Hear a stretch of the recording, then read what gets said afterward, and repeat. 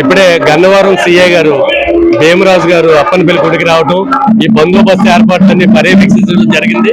ఆయన మాటల్లో ఈ అప్పనపల్లి గజమాల యాత్ర ఎలా జరిగిందో కనుక్కున్నాం. చెప్పండి. అందరికీ నమస్కారం. శ్రీ అప్పనపల్లి బాలబాలాజీ స్వామివారి యొక్క వార్షిక శ్రీకళ్యాణ మహోత్సవాలకి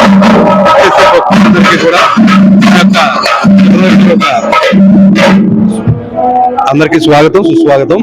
ఈ రోజు మన శ్రీ బాలబాలాజీ స్వామివారి యొక్క వార్షిక తిరుకళ్యాణ మహోత్సవాలకు ఇచ్చేస్తున్న భక్తులందరికీ కూడా మా పోలీస్ శాఖ తరపు నుంచి స్వాగతం చెబుతున్నాం.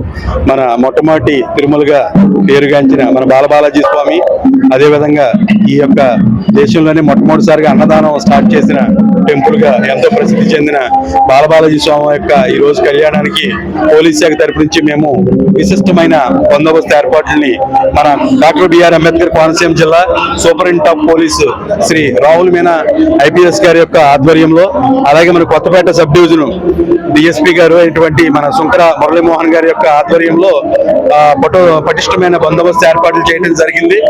అలాగే ఈ దేవాలయానికి ఇటీవల కాలంలో స్టార్ట్ చేసిన గజమాల యాత్ర కూడా చాలా విజయవంతంగా, ప్రశాంతంగా, భారీ భద్రత నడుమ దేవాలయం దగ్గరికి చేరుకోవడం జరిగింది.